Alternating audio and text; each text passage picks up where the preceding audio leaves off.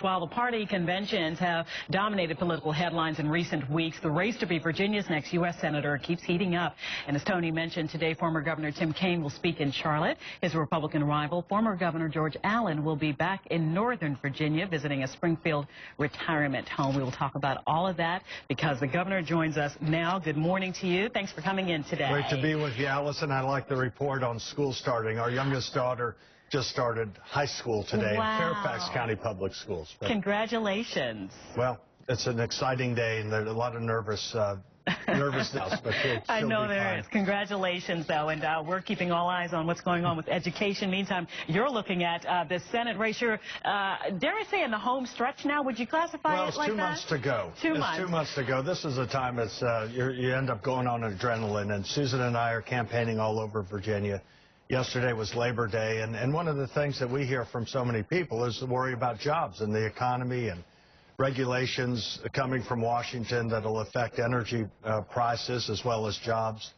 And the other big worry, particularly in Northern Virginia and Hampton Roads, is this latest failure in Washington on the sequestration, this deal that's going to cause over 200,000 jobs in Virginia. Huge impact right here, right? Yeah, and that's on top of, we already have 23 million people right now in our country without work or underemployed, young people graduating from college. Half of them either don't have a job or are underemployed, and that's why we've been putting out a very positive approach of how can we get this economy going. As far as the sequestration, some are talking about raising taxes. We have this weak economy. The worst thing we could do is raise taxes on folks, and I just want to really be clear with folks that I believe that the men and women of our armed forces should never be used as a political bargaining tool to raise taxes on small business owners who create most of the jobs. You came out early with the blueprint for America's comeback, right, is what it's called, and in it is like a three-prong approach there for pro-growth plan. Competitive for job creators, the energy, putting America's energy to use, and then reining in what you called overreaching government or federal spending. Right. How does this work in real practice as far as getting us back to work, those staggering numbers of unemployment? Well, energy, for example, we're blessed in America with the most energy resources of any country in the world. They're not a curse. Susan and I have listened to people from our coal fields to our coast that are ready, willing, and able to provide America with the energy to power our economy. Right now, EPA is shutting down coal, which means that we will end up paying higher electricity bills. On day one, if I'm hired on to represent Virginians in the U.S. Senate, I'm going to introduce a bill to allow us in Virginia to produce oil and gas off our coast and then use those royalties for roads and transportation. And we need someone in the White House who will say yes to us rather than no in that regard. That will create jobs as well as more affordable energy for families and our quality of life. We also need this health care tax law is a real impediment where doctors and patients, in my view, should make decisions, not bureaucracies.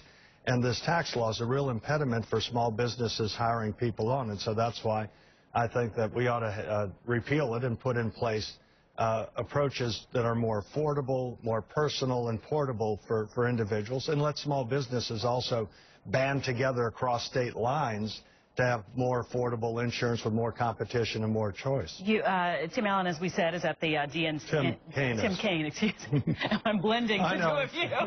I don't mean to do that. That would be pretty popular, I think. Yeah, you would get everybody with that. Have everyone grinning. Tim Kaine, excuse me, is at the DNC. We said addressing the convention tonight. You chose instead to stay home, local, and do your campaigning here. Are you afraid that he will get a boost on a national platform when he addresses the nation tonight? Well, I think he's getting rewarded for being a leader for the National Democratic Party. In fact, he took off a substantial part of his time as governor to be chairman of the Democratic National Committee. He was handpicked to take that very political job, and he's advocated all these policies that have put us deeper in debt and with higher underemployment and unemployment in our country.